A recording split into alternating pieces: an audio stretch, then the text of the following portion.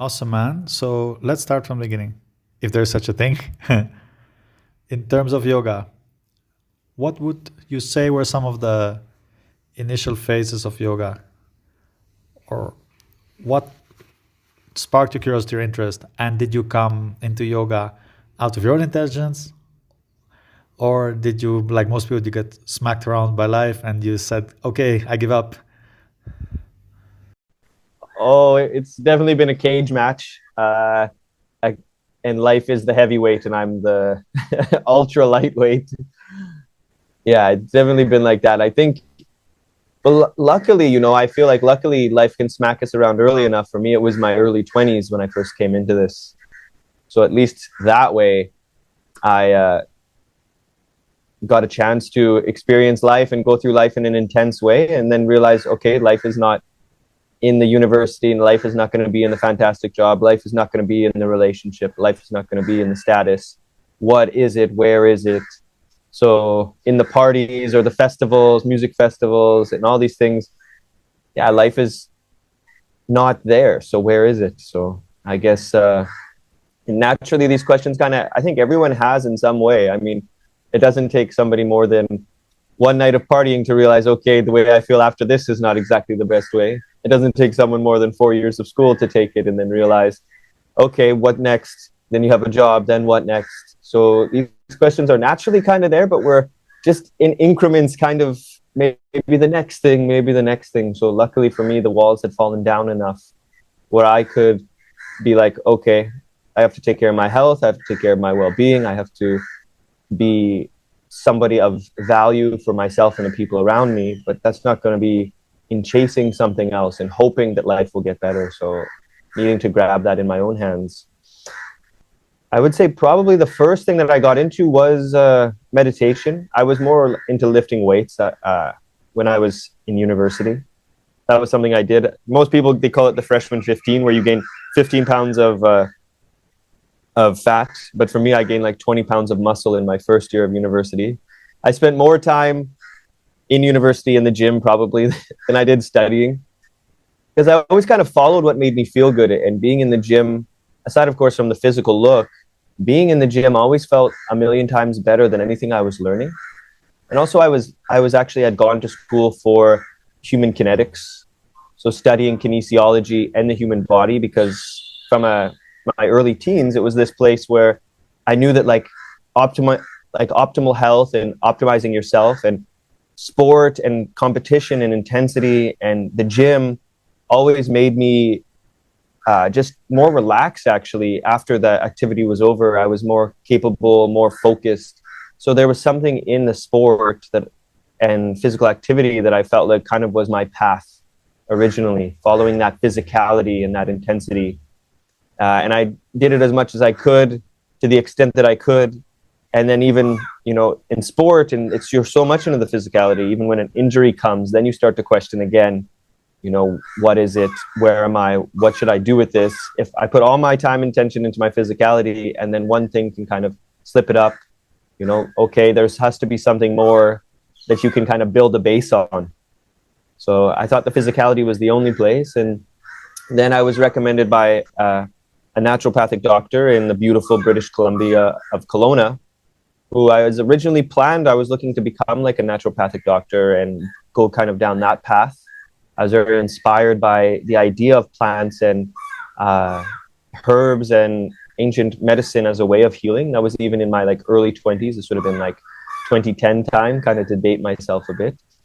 And I experienced this wonderful, they were wonderful people, and they recommended this one meditation where you just kind of lay there and you focus on the breath and the sensations of the body and kind of linking the two in some way. And I just had this one experience where my thought kind of ran out. I was like, what?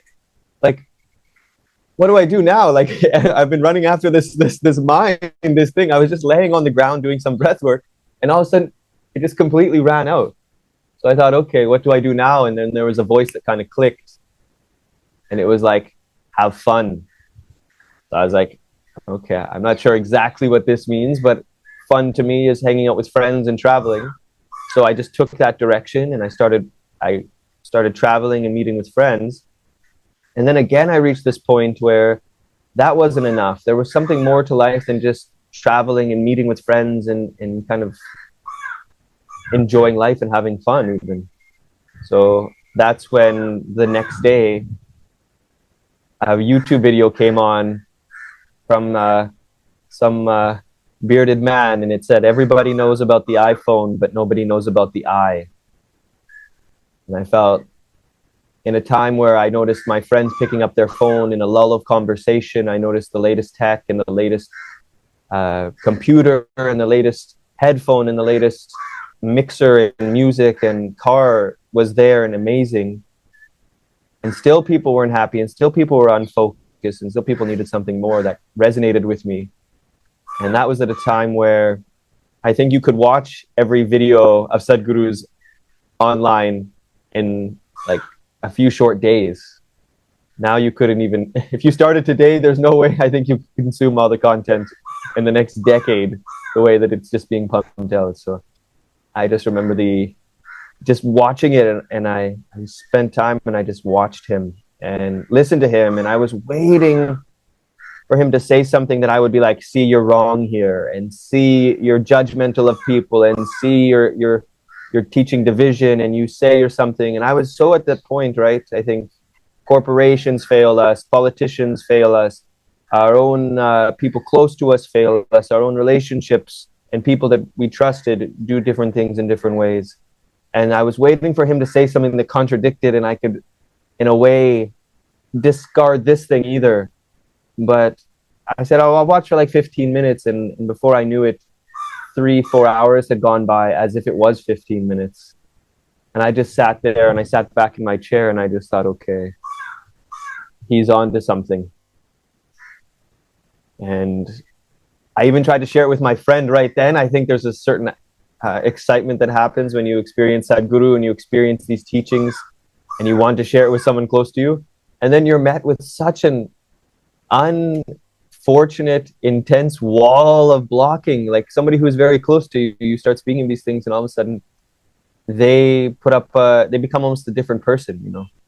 So I was shocked. I got to instantly kind of go through that experience of sharing these things with someone. Because when you speak about freedom and you speak about the possibilities beyond what we know right now, people who are clinging to those things are obviously going to think you're against them even. So where it comes from a place within you when you feel, oh no, this will help bring us together, those people living and attaching to those things end up going against you for a little bit of time. So it's an unfortunate thing in that instant. But afterwards, you know, people see over the years and what it's become for me and what I'm making out of this life, and that spirituality is not just a detour, but it is the way, and everything else can follow in that path. And through that, you can then live your life. And there's a quote, I won't say the Sanskrit version, but of Krishna's version, where first establish yourself in yoga, then act. So that's something for me that's been very true. Finding this in my early 20s, it just was the only thing that really made sense.